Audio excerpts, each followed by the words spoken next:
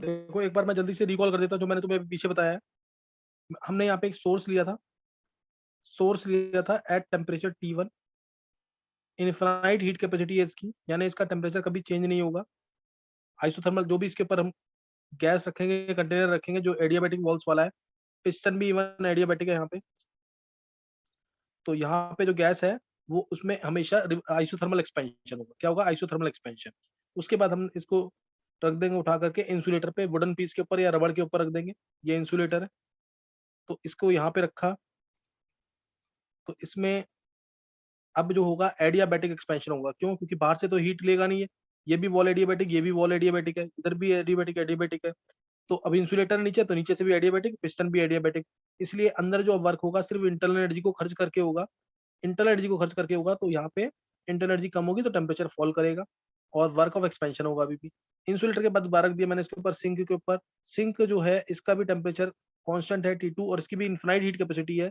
यानी अगर ये थोड़ा बहुत हीट लेगा या देगा, हालांकि सिंक तो हमेशा हीट लेता है, हीट लेगा तो उसका टेम्परेचर वेरी नहीं करेगा। यानी इस केस में भी प्रोसेस जो होगा आइसोथर्मल होगा, अगर उसके ऊपर कंटेनर विद गैस रखते हैं जिसकी वॉल्स एडियाबैटिक है, पिस्टन भी एडियाबैटिक है। तो इसमें जब मैंने कर्व्स बनाया, फिर इसको लास्ट में दोबारा उठा करके हम रख देते हैं इस कंटेनर को। कहाँ पर रख देंगे? इंसुलेटर के ऊपर, ताकि अब इसमें एडियाबैटिक कंप्रेशन हो सके। एडियाबैटिक क्या हो सके? कंप्रेशन हो सके और उसका टेम्परेचर बढ़ जाए। तो इसमें जब कर्व बनाया मैंने तो ये कर्व आया था। कर्व बनाया तो ये कर्व आया था। ये हम पढ़ रहे हैं रिवर्सिबल कार्नोट हीट इंजन। मेरे को इसमें काम करना है किसका? वर्क डन निकालने का काम बताना तुम्हें। वर्क डन क्या होगा, है ना? वर्क डन क्या होगा रिवर्सिबल कार्नोट हीट इंजन के अंदर, है ना? Reversible Carnot heat engine. तो इसमें वर्क डन क्या होगा उसको निकालना है हमें। अब इसमें हमने पहले केस में जब सोर्स के ऊपर रखा कंटेनर को, तो ये वर्क डन हुआ। ये वर्क डन हुआ, इसके अंदर प्रेशर था P1 V1 और टेम्परेचर था T1। टेम्परेचर कांस्टेंट रहेगा, इसलिए प्रेशर वॉल्यूम बढ़ जाएंगे। प्रेशर घट कम होगा, वॉल्यूम बढ़ जाएगा और टेम्परेचर कांस्टेंट रहेगा T1। T1 टेम्परेचर ध्यान रखना, यहाँ पे T1 रहेगा। इसके बाद एक्सपेंशन होगा, लेकिन एडियाबैटिक होगा क्योंकि इंसुलेटर के ऊपर रखा है। इंसुलेटर के ऊपर रखा है, तो अब जो है ये A पॉइंट है, ये B पॉइंट है। सी पॉइंट पे प्रेशर हो गया P3, वॉल्यूम बढ़ गया V3। प्रेशर कम हो गया, वॉल्यूम बढ़ गया और टेम्परेचर रहेगा T2। टेम्परेचर तीनों चेंज होंगे एडियाबैटिक के अंदर, टेम्परेचर फॉल कर जाएगा T2 सी पॉइंट पे। अब इसके बाद एडियाबैटिक रिवर्सिबल क्या होगा? आइसोथर्मल ए से बी। ए में हीट एब्जॉर्ब की थी Q1 हीट एब्जॉर्ब की थी जो सिस्टम में। और इसके बाद अब आएगा एडियाबैटिक के अंदर बी से सी। बी से सी करेंगे एडियाबैटिक में, और सी से डी करेंगे isothermal compression, isothermal reversible compression C से डी में। और इसमें हीट क्या होगी? इसमें हीट क्या होगी? रिजेक्ट होगी। इसमें हीट रिजेक्ट होगी, ध्यान रखना। Q2 हीट कह लो रिजेक्ट हो रही है यहाँ पे, माइनस Q2 हीट रिजेक्ट हो रही है। फिर डी से ए में दोबारा हमने इसको किस पे रख दिया था? इंसुलेटर के ऊपर। और इसमें अब कंप्रेशन होगा तो टेम्परेचर बढ़ेगा। और डी पॉइंट पे प्रेशर हो जाएगा P4, वॉल्यूम हो जाएगा V4, टेम्परेचर रहेगा constant T2। Temperature constant T2 रहेगा। तो अब तुम्हें इसमें नेट निकालना है वर्क डन। एफिशिएंसी मैंने तुम्हें बता दिया, net work done by heat given. Heat given कितनी है? Q1। हीट गिवन कितनी है? Q1। ये निकालना है तुम्हें, यानी नेट वर्क डन निकालना है और Q1 निकालना है।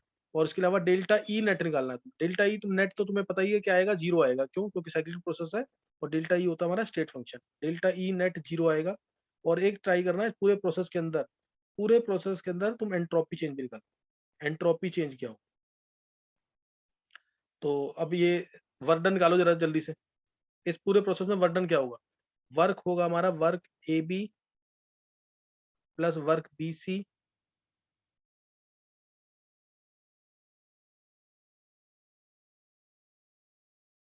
Plus work C D plus work D A. ये निकालना तुम। Work A B, work B C, work C D और वर्क डी ए निकालना। ए पॉइंट पे टेम्परेचर प्रेशर वॉल्यूम मैंने बता रखा P1 V1 T1। B point पे pressure P2, volume V2, temperature T1। C point पे pressure P3, volume V3, temperature T2। ऐसे ही D point पे दे रखा है। फिर डी से ए पे गए दोबारा। तो इन चारों में वर्क डन क्या होगा वो निकालो। एफिशिएंसी निकालने के लिए Q1 की वैल्यू चाहिए, और डेल्टा ई नेट भी निकालना, वो जीरो आएगा। डेल्टा एस भी नेट निकाल सकते हो, एंट्रोपी चेंज नेट। जल्दी से निकालो उसको।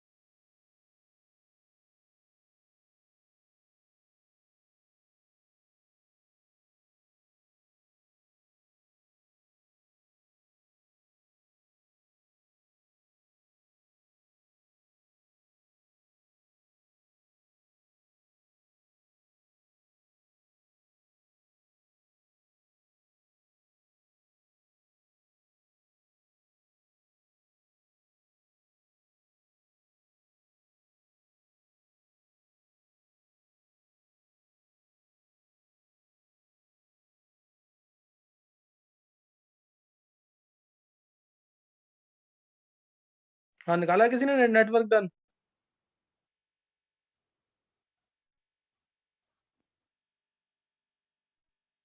नेटवर्क डन किसी ने निकाला है?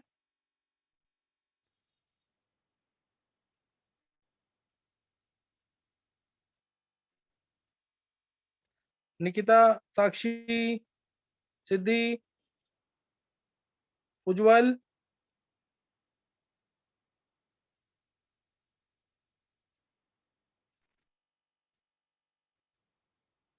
देखो मैं थोड़ा सा तुम्हें बता रहा हूँ, work A B. Work A B क्या होगा यहाँ पे? ए बी जो प्रोसेस है, ए पॉइंट ये रहा, बी पॉइंट ये रहा, आइसोथर्मल प्रोसेस है, रिवर्सिबल तो दिख ही रहा है हमें। वर्क ए बी जो होगा वो एन आर टी, अभी कोई मैं नेगेटिव पॉजिटिव नहीं लिख रहा, टेम्परेचर कांस्टेंट है T1, natural log final volume V2, initial V1, ये होगा। ऐसे ही वर्क बी सी क्या होगा? बी से सी एडियाबेटिक प्रोसेस है, एक्सपेंशन, एडियाबेटिक एक्सपेंशन है बी से सी। तो इसमें आ जाएगा N C V, N C V natural log, N C V D T, D T हमारा है T2 minus T1, T2 minus T1, N C V T2 minus T1 या N R by gamma minus one T2 minus T1। CV की value होती है R by gamma minus one, ये आ जाएगा। Work C D, work C D लिख रहा हूँ मैं। वर्क सी डी जो है ये आइसोथर्मल है, दोबारा आइसोथर्मल है, तो इसके इसमें एन आर टी टू है, कॉन्स्टेंट टेम्परेचर T2 है इसमें, T2 यहाँ पे भी है, T2 यहाँ पे भी है। N R T two natural log final volume V4 by V3 आ जाएगा, प्लस D2A, ये एडियाबेटिक कंप्रेशन है, तो N C V final temperature T1 है, T1 minus T2, T1 minus T2 आ जाएगा। ये आ गया वर्क डन। डेल्टा ई को मैं डायरेक्ट लिख रहा हूँ, डेल्टा ई में पता है जीरो आना है। डेल्टा ई ए से बी में, क्योंकि आइसोथर्मल है तो जीरो होगा, ए से बी में टेम्परेचर कांस्टेंट है तो जीरो होगा। बी से सी में डेल्टा ई होता है हमारा क्यू से क्यू प्लस डब्ल्यू, बी से सी एडियाबेटिक है तो डेल्टा ई डब्ल्यू के बराबर होगा, डेल्टा ई डब्ल्यू के बराबर होगा, यानी N C V T2 minus T1। Again C से डी में आइसोथर्मल प्रोसेस है तो डेल्टा ई जीरो होगा, आइसोथर्मल डेल्टा ई जीरो होगा। डी से ए में, डी से में एडियाबेटिक है, एडियाबेटिक है तो क्यू जीरो हो जाएगा, तो delta E Q plus W होगा, delta E Q plus W होगा। तो डब्ल्यू की वैल्यू जो थी वही हमारी डेल्टा ई की वैल्यू होगी, यानी N C V T1 minus T2, N C V T1 minus T2 आ गया जीरो के नहीं डेल्टा ई। देखो ये यहाँ पे T2 माइनस T1 है, यहाँ पे T1 माइनस T2, बाकी सेम है, तो डेल्टा ई क्या आ गया? जीरो। ये डायरेक्ट पता होना चाहिए तुम्हें, डेल्टा ई की वैल्यू जीरो है। कोई डाउट तो नहीं है? नेट डेल्टा ई जीरो है इसमें, देखो समझ आ गया कि नहीं? नेट डेल्टा ई जीरो है इसमें, A B C D A में। मैं इसको हटा रहा हूँ इसलिए यहाँ से, ये हटा दिया यहाँ पे। अब एक चीज और ध्यान देंगे, इसमें जो N C V T2 minus work done के अंदर, वर्कडन के अंदर N C V T2 minus T1 है, N C V T2 minus T1 है ये, और N C V T1 minus T2 है, ये दोनों ऐड होकर जीरो हो जाएंगे। ये दोनों, क्योंकि T2 माइनस T1 है, ये T1 माइनस T2, तो जीरो हो जाएगा। तो नेट वर्क डन जो आ जाएगा, नेट वर्क डन जो आएगा वो आएगा N R T1 natural log V2 by V1, natural log V2 by V1, plus N R T2 natural log V4 by V3। अच्छा तुम में से कोई भी बच्चा जिसने निकाला है एक बार हैंड सेस करेंगे, जिसने ये निकाल लिया work done, N R T1, ये किसने निकाला है? सिद्धि, सिद्धि ने निकाला सिर्फ, और किसी ने निकाला है ये? चलो ये और किसी ने निकाला इसका मतलब, अच्छा ये आ गया। अब एफिशिएंसी क्या होगी? एफिशिएंसी क्या होगी? Net work done divide by जो हमने हीट गिवन है, हीट गिवन कितनी है? Q1, ये रही हीट गिवन, Q1 हीट दी थी।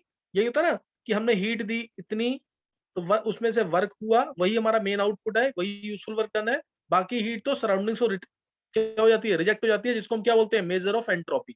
और वही सिस्टम की एंट्रोपी, वही यूनिवर्स की एंट्रोपी को बढ़ा रही है, यही सेकंड लॉ था। तो W बाई Q1 निकालना तुम्हें, W बाय Q1, और Q1 की वैल्यू तो डायरेक्ट मेरे को पता ही है कि क्या होगी, डेल्टा ई। इसी ए बी के अंदर चेक करो, ए बी के अंदर डेल्टा ई क्या होगा? Q1 प्लस डब्ल्यू, और ये जीरो है तो जो वर्क डन है वही Q1 है। तो Q1 की वैल्यू क्या है? डेल्टा ई क्यों जीरो है? क्योंकि आइसोथर्मल प्रोसेस। Q1 कितना होगा? Q1 होगा हमारा minus N R T by minus N R T 1 natural log V2 by V1, ये हमारा Q1, ये हमारा क्या है Q1, चलो ये Q1 है। तो अब तुम निकालो W बाई Q1 क्या आ रहा है, जल्दी से निकालो W।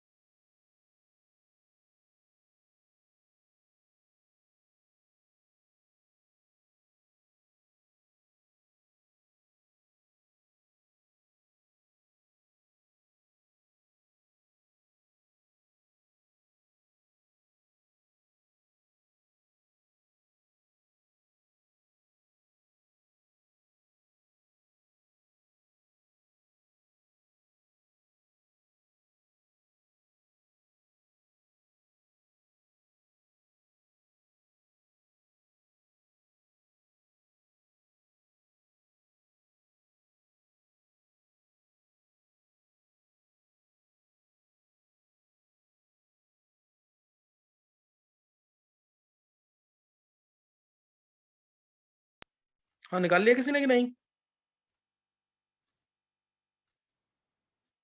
सिद्धि?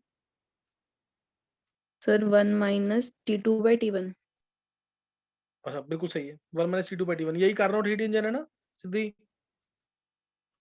Yes sir.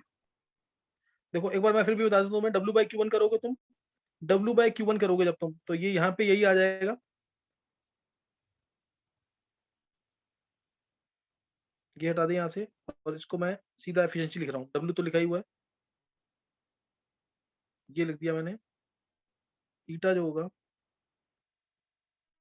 V3 यहाँ पे NR T1 natural log V2 by V1, ये आएगा। अब इसमें एक रिलेशन तुम्हें हर पॉइंट पे रिलेशन पता है, जैसे ए से बी के बीच में, ए से बी में अगर तुम देखोगे, मैं ऊपर वाला पार्ट जीरो कर रहा हूँ, थोड़ा हटा रहा हूँ, ए से बी में क्या चीज कांस्टेंट है, ए से बी में क्या कांस्टेंट है,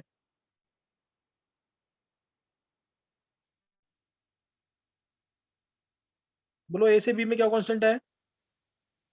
टेम्परेचर। टेम्परेचर। हाँ, अगर ए से बी में टेम्परेचर कांस्टेंट है तो बॉयल्स का लग जाएगा,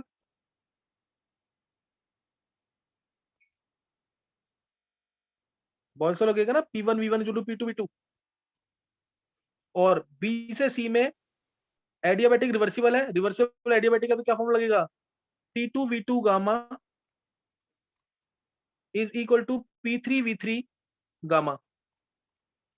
ये तो होता है एडियाबैटिक के अंदर, रिवर्सिबल एडियाबैटिक के अंदर ये फॉर्मूला लगता है। ऐसे ही सी से डी में फिर आइसोथर्मल है, तो P3 V3 is equal to हो जाएगा P4 V4, P4 V4 हो जाएगा। अब डी से ए में फिर एडियाबैटिक कंप्रेशन है, डी से ए में एडियाबैटिक कंप्रेशन है, तो P4 V4 gamma is equal to P1 V1 gamma आ जाएगा, P1 V1 गामा आ जाएगा। अब इन चारों को मल्टीप्लाई कर दो, चारों को मल्टीप्लाई कर दोगे तो P1 P2 P3 P4 ये दोनों साइड है कैंसिल हो जाएंगे, P1 P2 P3 P4 cancel हो जाएंगे, और ये आ जाएगा V2 V4 V2 gamma -1 V4 gamma -1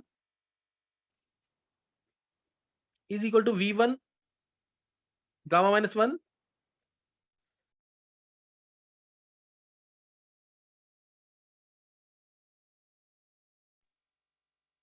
और V3 गामा -1,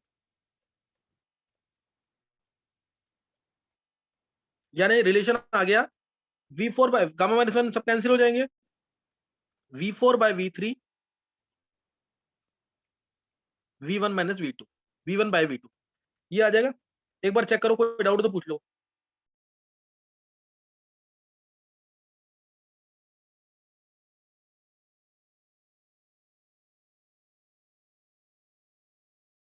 देखो समझ आ गया कि नहीं है, V4 by V3 to V1 bye V2। एक वो बार चेक V2 कर लो, गामा -1 वाली इक्वेशन कैसे आई? ये वाली आदित्य सेकंड लास्ट क्वेश्चन ये वाली कह रहा है क्या, यस सर, यस सर। जब चारों को मल्टीप्लाई करेगा, चारों इक्वेशन को मल्टीप्लाई कर दे तो P1 into P2 P3 into P4 आएगा, इधर भी यही है P2 P3 P4 P1 cancel हो जाएंगे कि नहीं है। Yes sir. तो उसके बाद V1 यहाँ पे है, V1 गामा यहाँ पे है, तो इस V1 को जब इधर ले जाऊंगा तो V1 की पावर गामा -1 हो जाएगा कि नहीं, यस सर। ऐसे ही सारे हो जाएंगे कि नहीं, सब गामा -1 आ जाएंगे कि नहीं। यस सर, आ गया। तो अब यहाँ से V4 बाय V3 इंटू आ गया V1 बाय V2। तो इस V4 बाय V3 की जगह इस वाले देखो उधर, इस V4 बाय V3 की जगह मैं V1 बाय V2 पुट कर सकता हूँ।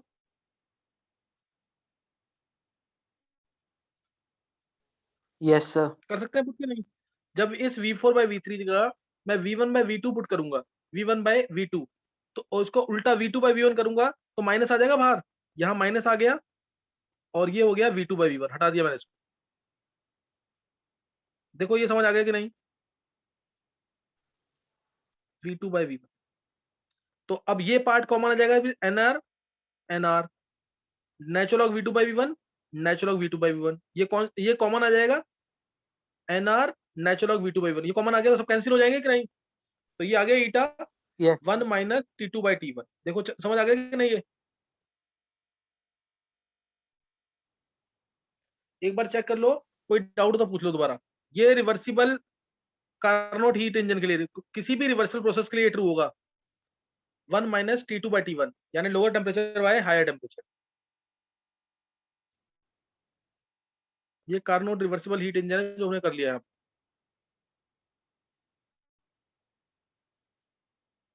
देखो समझ आ गया कि नहीं।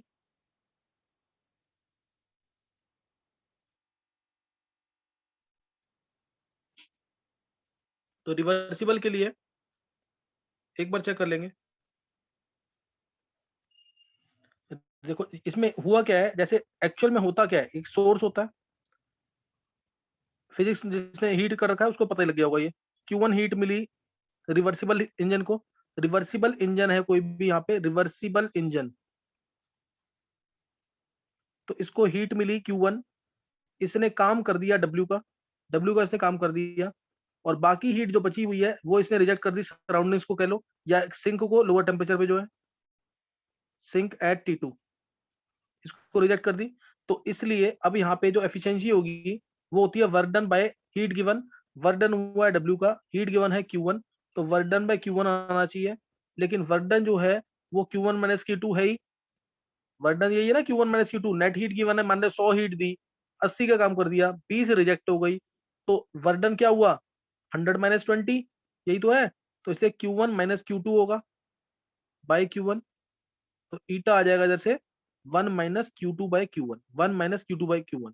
लेकिन बस ये ध्यान रखेंगे ये हमारा इरिवर्सिबल के लिए भी होता है, लेकिन अगर रिवर्सिबल हीट इंजन है, अगर रिवर्सिबल हीट इंजन है ना, तो जो मैंने एफिशिएंसी पीछे निकाली थी 1 माइनस T2 बाय T1, ये इक्वल होगी किसके 1 माइनस Q2 बाय Q1 के, 1 माइनस Q2 बाय Q1 के, यानी T2 by T1 in case of reversible heat engine ये होगा सिर्फ, इरिवर्सिबल होगा तब नहीं होगा ऐसा, इरिवर्सिबल के केस में नहीं होगा ऐसा, ये ध्यान रखना हमेशा।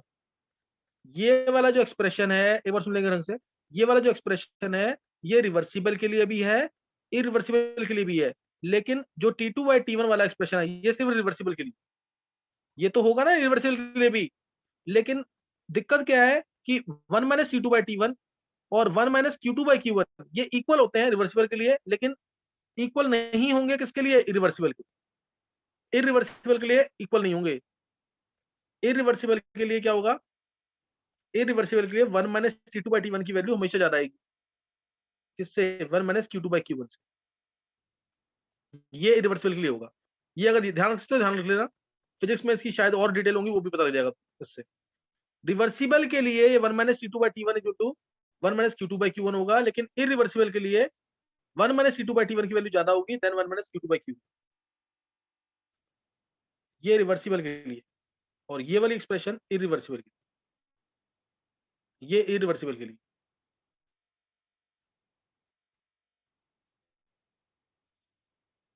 और प्रूफ तो उसका सिंपल सा है कि रिवर्सिबल हीट इंजन जो है उसकी एफिशिएंसी ज्यादा होती है किससे, इरिवर्सिबल से। तो यहां से अगर तुम चेक करोगे ना, यहाँ पे तो यहाँ पे जो है इसके लिए एक्सप्रेशन जो है एक बार ध्यान समझना, इसके लिए एक्सप्रेशन जो है वो आ जाएगा सीधा Q1 by T1 is equal to Q2 by T2, ये आ गया रिवर्सिबल के लिए।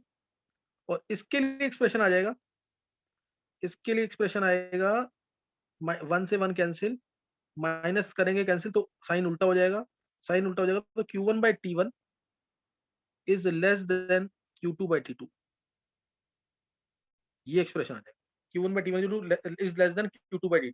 तो अगर तुम डेल्टा एस निकालते हो, डेल्टा एस चारों प्रोसेस में क्या आएगा, देखो डेल्टा एस की वैल्यू जो होगी चारों प्रोसेस के अंदर, डेल्टा एस की वैल्यू क्या होगी चारों प्रोसेस में, पहले प्रोसेस जो कि आइसोथर्मल है, आइसोथर्मल में हमने हीट दी है Q1, तो डेल्टा एस की वैल्यू क्या होगी, फॉर्मूला तुम्हें बता रखा है मैंने, Q reversibly given divided by absolute temperature, Q reversibly isothermally bye absolute temperature, यानी क्या आ जाएगा Q1 बाय T1, यही हीट होगी कि नहीं।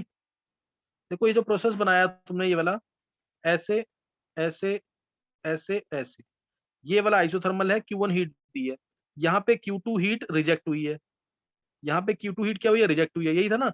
A से B क्या था, आइसोथर्मल था, B से C एडियाबैटिक था, इसमें तो डेल्टा एस आएगा ही नहीं। यहाँ डेल्टा एस क्या आएगा इस वाले प्रोसेस में, temperature constant Q1 by T1, यहाँ पे टेम्परेचर कांस्टेंट डेल्टा एस क्या होगा इधर, minus Q2 by T2, minus Q2 by T2, तो डेल्टा एस टोटल क्या होगा, delta S total Q1 by T1 minus Q2 by T2, और तो कहीं होगा ही नहीं। एडियाबैटिक में Q0 है तो डेल्टा एस जीरो, इधर भी एडियाबैटिक प्रोसेस है, इधर भी एडियाबैटिक प्रोसेस है, तो Q0, डेल्टा एस टोटल आया Q1 by T1 minus Q2 by T2, Q1 by T1 minus Q2 by T2, तो ये हो गया जीरो कि नहीं। अभी मैंने पीछे प्रूफ किया है Q1 by T1 zero, Q2 by T2 होता है रिवर्सिबल के लिए, डेल्टा एस टोटल जीरो आ गया कि नहीं रिवर्सिबल के लिए।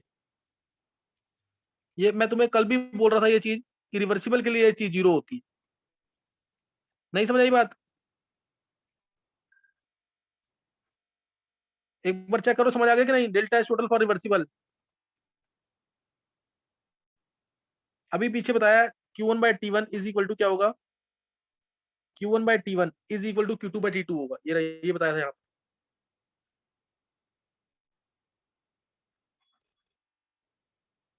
समझ गया कि नहीं ये।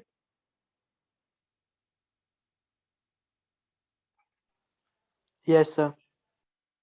तो इसीलिए डेल्टा एस टोटल क्या आएगा रिवर्सिबल के लिए 0, रिवर्सिबल के लिए क्या आ जाएगा 0,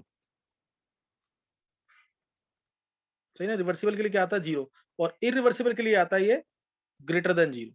इरिवर्सिबल के लिए बताया ना, इरिवर्सिबल के लिए कैसे बताया मैंने तुम्हें, डेल्टा एस टोटल क्यों ग्रेटर देन 0 आएगा। देखो रिवर्सिबल, ध्यान सुनना, रिवर्सिबल के लिए, ये इरिवर्सिबल के लिए, रिवर्सिबल के लिए क्या होता है, जो भी हम हीट दे रहे हैं वो सारी की सारी हीट क्या होती है, वर्क करने में यूज हो जाती है, वर्क करने में यूज हो जाती है। इसलिए कोई भी सराउंडिंग्स को एंट्रोपी एक्स्ट्रा नहीं मिलेगी, कोई भी अनअवेलेबल एनर्जी नहीं होगी। लेकिन अगर इरिवर्सिबल वर्क है तो जो हमने हीट दी, वर्क हुआ 100 हीट दी, 80 का काम हुआ, 20 चली गई सराउंडिंग्स को, तो एंट्रोपी जो अनअवेलेबल एनर्जी है कितनी है 20, 20 से क्या हुआ मेजर ऑफ एंट्रोपी, यानी एंट्रोपी बढ़ गई।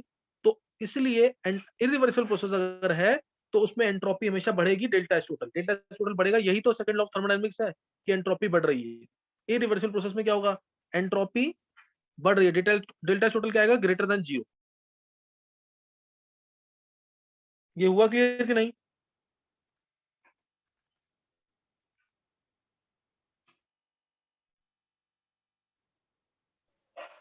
यस सर हो गया। ये चीज ध्यान रखनी है इसके अंदर, सही ना।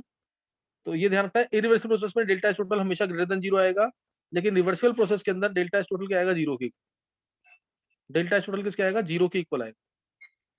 बस यही बातें तुम्हें ध्यान रखनी है इसके अंदर, और नेक्स्ट टाइम इसके मैं आगे बताऊंगा तुम्हें, सही ना। नेक्स्ट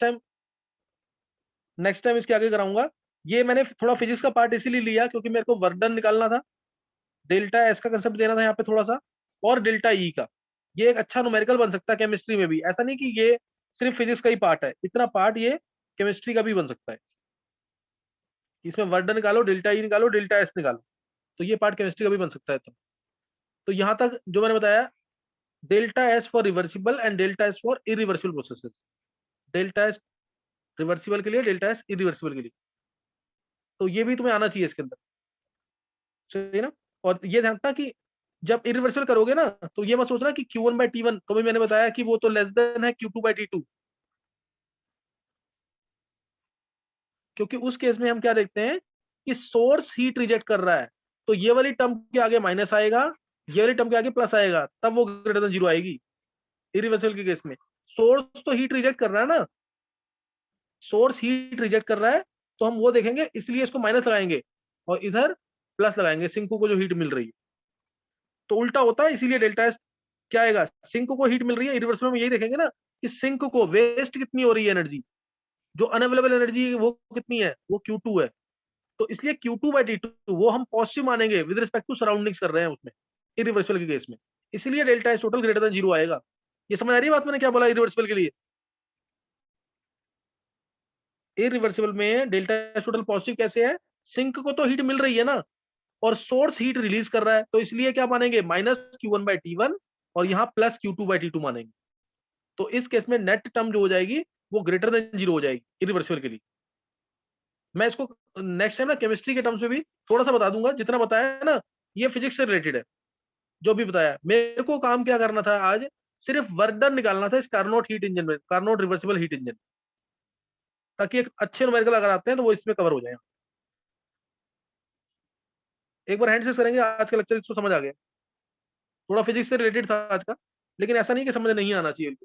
देखो किसको समझ आ गया, आदित्य, सिद्धि, अर्नव, हर्ष, कनिष्क, कृष्णा, उज्जवल, साक्षी, निकिता, शिखा, देवांशी, मयंक, हर्षित, सबको समझ आ गया लगभग ये। चलो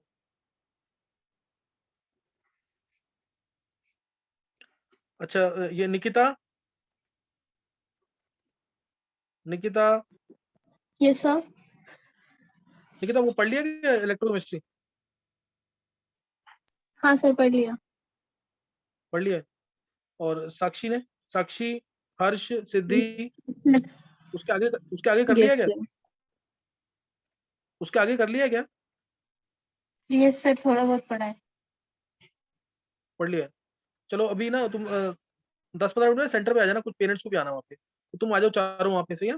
मैं वही 4:30 तक तुम्हें करा दूंगा, 4:30 पौने 5, सही है। आ जाओ सर 10 मिनट में भी। आपके सेंटर पे, घर पे सेंटर? हाँ सेंटर पे आना है। Okay sir. चलो ये 4 बच्चों को आना जिनको मैंने बोला है अभी। इलेक्ट्रोकेमिस्ट्री के लिए।